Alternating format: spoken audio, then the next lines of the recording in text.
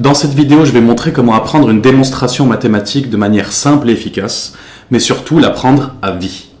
Grâce à cette méthode, tu pourras mieux comprendre et surtout retenir les démonstrations complexes et surtout optimiser ton temps. C'est la méthode que j'enseigne à mes élèves et s'ils ont réussi à l'adopter pour obtenir de super écoles, tu le peux aussi. La quantité d'infos à retenir sur les 2 ans de prépa est gigantesque.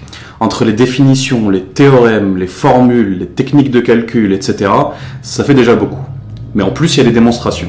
Il faut les connaître pour la colle, certes, mais il ne faut jamais perdre de vue ton objectif réel, qui est d'être prêt le jour des concours. Certains étudiants apprennent leur colle par cœur, avec pour seul objectif la colle. Et quelques jours plus tard, il n'en reste rien. Ils ont travaillé pour une bonne note qui compte en réalité pour rien, et n'ont pas amélioré leurs chances de réussite pour le jour des concours. C'est une perte de temps et d'énergie totale. Les professeurs sélectionnent des démonstrations qu'ils jugent utiles. Celles qui requièrent une maîtrise des notions sur un ou plusieurs chapitres pour t'assurer de connaître le cours, voire les techniques utiles en exercice. Donc bref, c'est pas pour travailler ta capacité à apprendre des symboles par cœur. On va voir une méthode étape par étape qui maximise les bénéfices de cette démonstration en un minimum de temps. Alors j'ai choisi comme exemple la démonstration du théorème fondamental de l'analyse. Alors je vais te montrer comment moi je l'ai appris il y a déjà plus de 10 ans et je la connais encore. Alors allons-y, première lecture du théorème. Normalement, si tu as suivi en cours, le théorème et sa démonstration ne te sont pas complètement étrangers. Donc on a un intervalle i donné, non réduit à un point, et f une fonction continue sur i, et un point a appartenant à i. Le théorème nous dit que la fonction grand F définie par l'intégrale de a à x f de t dt est une primitive de petit f sur i. Donc le théorème nous dit en gros que si on a une fonction continue sur un intervalle, on peut écrire une primitive à l'aide d'une intégrale. Alors avant de se lancer dans une première lecture de la démonstration, pas tout à fait la première puisque tu l'as déjà vu en cours normalement, prenons un instant pour réfléchir à comment est-ce qu'on pourrait le démontrer par nous-mêmes. Alors comment on pourrait faire? Est-ce qu'on essaye de dériver grand F directement? Bon ici malheureusement, vu comme est défini grand F, on ne sait pas trop dériver ça avec nos formules du cours. Ensuite, on pourrait se dire on essaie d'aller dans l'autre sens en intégrant petit f, mais pareil, petit f est quelconque et on voit pas trop avec quelle formule est-ce qu'on pourrait attaquer ça. Il nous reste qu'une chose, la définition de la dérivée. On va donc repasser par un taux d'accroissement ici. Bon évidemment, moi je connais la démonstration, donc je sais déjà où je vais, mais je me mets à ta place en train de réfléchir à la démonstration. Tu explores quelques pistes. Mais n'oublie jamais que repasser par la définition, c'est toujours une option. Si tu as quelques pistes, tu peux tenter la démonstration par toi-même, ou sinon, tu peux démarrer une première lecture de la démonstration. Allons-y, première lecture de la démonstration. Qu'est-ce qu'on nous dit? Montrer que f est une primitive de petit f sur i. Ok, donc ça c'est ce qu'on avait dit tout à l'heure. On se fixe un x0 dans l'intervalle grand I, un y strictement positif. Ok, donc ça, c'est déjà le signe qu'on va passer par le taux d'accroissement.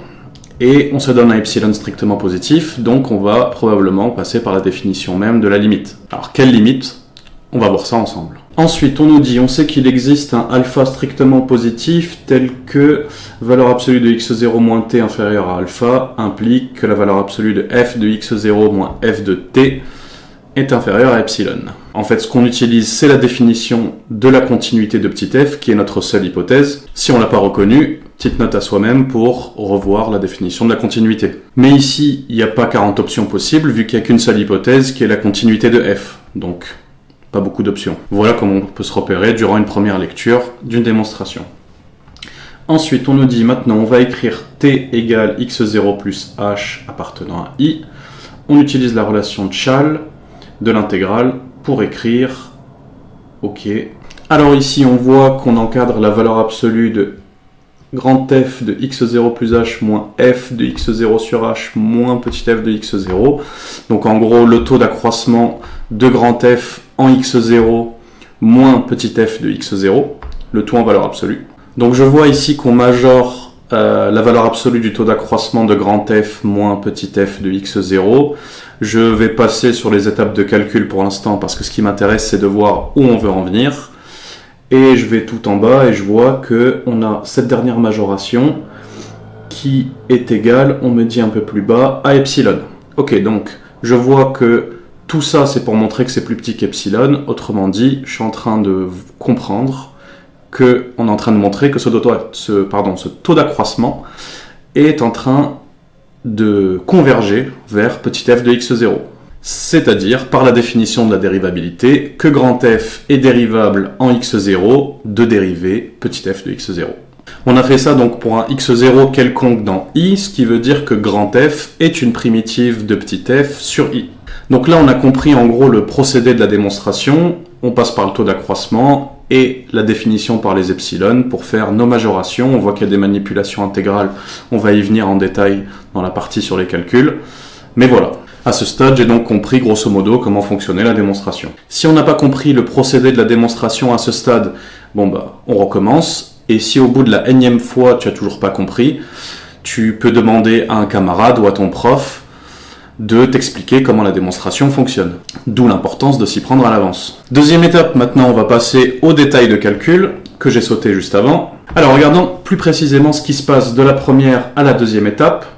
Donc le grand F a disparu et puis a été changé par des intégrales ici, je vois, il y a le 1 sur h qui est devant, qui m'atteste bien que c'est la même expression. Ensuite, donc d'où ça vient ça? De la définition de grand F. On revient à l'énoncé du théorème, grand F était défini de cette manière-là. Donc jusque-là, pas de souci, mais ce qui m'intrigue, c'est le petit f de x0 qui a été transformé en une intégrale ici. Alors vérifions qu'on sait retrouver f de x0 à partir de cette étape-là. Donc ici ce qu'on a c'est l'intégrale d'une constante, f de x0, puisque la variable d'intégration c'est t. Et donc c'est une intégrale sur un intervalle de longueur h. Donc ça fait juste h fois f de x0. Et le 1 sur h qui est devant vient simplifier le h qui apparaît ici. Et on retrouve bien simplement f de x0. Ok, donc à ce stade-là on ne comprend pas forcément pourquoi est-ce qu'on a fait ça. Regardons ce qui se passe à l'étape d'après. Alors, la dernière intégrale n'a pas bougé, et tout ce qui a changé, c'est cette deuxième intégrale ici. On a échangé les bornes et changé le signe. Pourquoi est-ce qu'on fait une chose pareille? Ça va être pour utiliser la relation de Chasles ici. On nous a prévenu un peu plus tôt dans la démonstration qu'on allait utiliser la relation de Chasles. J'ai l'intégrale de x0 à a plus l'intégrale de a à x0 plus h. À l'étape d'après, donc, je me retrouve avec ces deux intégrales-là qui ont été réunies en une seule, donc l'intégrale de x0 à x0 plus h de f de t dt. Et maintenant, c'est parfait, on se retrouve avec deux intégrales sur un même intervalle. Par linéarité, à l'étape d'après, on regroupe tout ça en une seule intégrale. Oui, ok, donc maintenant on comprend mieux pourquoi est-ce qu'ils nous ont fait faire cette manipulation sur f de x0. C'est pour pouvoir réunir ces deux intégrales. À l'étape d'après, voyons ce qui se passe. Donc je vois qu'il y a un valeur absolue qui est appliquée sur le h et des valeurs absolues qui viennent sous l'intégrale ici. C'est donc l'inégalité triangulaire pour les intégrales qu'on a appliquée tout simplement. Et enfin, je vois que f de t moins f de x0 a été majoré par epsilon. Donc ça, d'où ça vient? On revient un peu plus haut dans la démonstration et puis on nous a dit que pour un t assez proche de x0, on avait la valeur absolue de f de x0 moins f de t qui pouvait être majorée par epsilon. Et maintenant on est dans le même cas que tout à l'heure, on a l'intégrale d'une constante sur un intervalle de longueur h, ça fait donc h epsilon. On a le 1 sur valeur absolue de h juste avant, ça va venir se simplifier et on retrouve notre epsilon comme ils nous le disent ici. Cette dernière expression est égale à epsilon. C'est donc de là à là que l'hypothèse de continuité de f s'applique. Toujours important de repérer dans une démonstration où on utilise nos hypothèses. Donc là, on récapitule. Si t est proche de x0 à alpha près, alors valeur absolue de f de x0 moins f de t plus petit que epsilon. Et ça nous implique que la valeur absolue du taux d'accroissement de grand f en x0 moins petit f de x0 est plus petite que epsilon, c'est-à-dire que grand f est dérivable en x0 avec pour dérivée en ce point petit f de x0. Alors toutes les techniques qu'on utilise dans cette démonstration sont très classiques, manipulation d'intégrales, relation de Chasles, définition de la continuité, taux d'accroissement, passage par les epsilon, etc. Et si certaines t'échappent encore, je te suggère d'aller voir la vidéo précédente où je donne toutes les références pour retravailler tout ça. Maintenant qu'on a compris comment fonctionnait la démo, on va pouvoir en faire un plan. On a déjà dégagé lors de la lecture qu'on vient de faire ensemble les grandes étapes du raisonnement. C'est ce qui va constituer notre plan. Alors c'est ce plan qu'on va retenir plutôt que d'apprendre toute la démonstration. C'est beaucoup plus intéressant de procéder comme ça. Ça t'oblige à maîtriser impeccablement toutes les étapes du raisonnement, ça t'oblige à maîtriser les techniques de calcul, ça te donne de la hauteur sur le théorème et sur les notions qu'on utilise pendant toute la démonstration. Alors voilà le système que je propose. Je te suggère d'avoir un petit cahier ou un petit carnet sur lequel tu vas rédiger tous les plans de chaque démonstration que tu vas avoir à apprendre sur tout le long de la prépa. Moi j'ai utilisé ce petit carnet qui m'a été très utile. Quand tu seras en fin de deuxième année à l'approche des concours, ce petit carnet te sera d'une grande aide. Alors voilà comment moi je ferai pour cette démonstration. Donc, un plan. Je commence toujours par mettre le procédé de la démonstration. On l'a vu ensemble ici, qu'est-ce que le procédé? Il consiste à passer par la définition de la dérivée. Donc, moi j'écrirai passer par le taux d'accroissement de grand F via les epsilon. On a vu ensuite qu'il s'agissait de tout réunir en une seule intégrale à la fin ici pour pouvoir majorer la valeur absolue de grand F de t moins f de x0 par epsilon. J'écris donc réunir le tout en une seule intégrale pour majorer la valeur absolue de f de t moins f de x0 par epsilon. Ensuite, on a vu qu'il y avait une petite astuce. Ça, c'est le genre de choses qu'on n'a pas envie de louper si on a à la refaire un jour. Donc, je me mets une petite note ici, astuce. C'était penser à écrire petit f de x0 comme une intégrale pour pouvoir tout réunir. Donc, moi, je m'écrirais ça, écrire petit f de x0. On l'a écrit comme étant, en gros, sa valeur moyenne sur l'intervalle x0, x0 plus h, donc x0, x0 plus h, f de x0 dt. Ce qui est bien sûr important dans une démonstration, c'est de voir où intervient notre hypothèse. Et là, je ne l'ai pas encore fait apparaître. Et cette hypothèse intervient précisément dans cette majoration, valeur absolue de f de t moins f de x0 qu'on majore par epsilon, par hypothèse de continuité de f. Je me rajoute donc cette petite note qui me dit bien comment utiliser la continuité de f qui est notre seule hypothèse ici.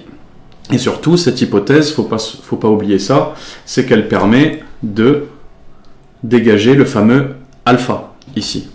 Donc je me rajoute par continuité de f pour dégager un alpha. Moi je pense que ce plan me suffirait, mais c'est personnel bien sûr, on peut plus ou moins détailler. Je t'invite à me montrer dans les commentaires ce que toi tu aurais fait pour ton plan, en utilisant tes mots, en détaillant plus ou moins, mais je n'oublie pas de garder ça le plus concis possible. Maintenant que le plan est noté dans notre petit carnet, on va s'appuyer dessus pour refaire soi-même la démonstration. Ça va nous permettre de confirmer qu'on a bien compris comment le théorème et sa démonstration fonctionnent, que notre plan est cohérent, et si on a encore quelques petits soucis, eh bien on pourra ajouter ou modifier certaines choses dans notre plan pour en faire plus ou moins la version définitive. Bien sûr, il ne suffit pas de la restituer une fois pour considérer qu'elle est su pour de bon. Alors, comment faire ça efficacement ? Déjà, à ce stade, on sait que si on a retenu le plan, on sait restituer la démonstration. Le truc pour retenir quelque chose pour de bon, c'est la répétition sur le long terme. Il suffit de prendre quelques minutes de temps en temps pour se remémorer le plan et vérifier qu'on le connaît toujours. C'est là que le carnet est très utile. Tu peux revenir sur toutes les démonstrations que tu as fait sur tout le long de ta prépa en quelques minutes. Si tu dois revoir ce théorème, qui s'appelle quand même théorème fondamental de l'analyse, donc c'est pas le genre de théorème sur lequel tu veux faire une impasse, eh bien tu n'auras pas besoin de ressortir tous tes cours de première année, de te remémorer la démonstration, de la recomprendre à nouveau même. Non, quelques secondes te suffiront pour ressortir le carnet, revoir le plan, éventuellement essayer de refaire la démonstration par toi-même pour vraiment finir de solidifier une fois pour toutes ta connaissance sur ce théorème et sa démonstration, et tu seras bon. Et oui, c'est ce genre de petit système qui fait une différence énorme sur le long terme. C'est à la fois pratique, efficace, et même plaisant une fois qu'on le maîtrise. Tu vas voir maintenant qu'on peut même aller un cran plus loin. En plus de retenir le plan, j'aime bien rajouter ce que j'appelle la moralité du théorème. En l'occurrence, le théorème fondamental de l'analyse nous dit qu'il est toujours possible d'écrire une primitive d'une fonction continue. Il arrive souvent qu'on n'arrive pas à comprendre l'utilité d'un théorème.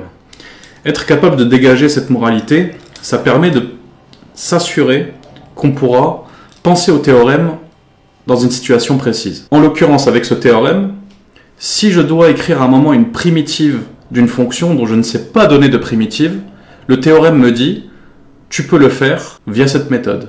Je me souviendrai donc avec cette petite note que si à un moment je dois écrire une primitive mais que je ne suis pas capable de la donner par les formules, j'aurai toujours cette méthode-là pour y parvenir. C'est des petites notes qu'on peut rajouter comme ça à notre carnet quand on rencontre des situations qu'on considère comme étant importantes à retenir. Par exemple, ici, moi je me rajoute un exemple classique, c'est le calcul d'une primitive de ln grâce à ce théorème. C'est comme ça que j'ai appris cette démonstration à l'époque, et sincèrement, je pense que je ne l'oublierai jamais. N'attends pas plus longtemps pour adopter ce système, prends-toi ton petit carnet, abonne-toi à la chaîne, sonne la petite cloche pour ne pas louper les prochaines vidéos et maximiser tes chances en prépa. À la prochaine!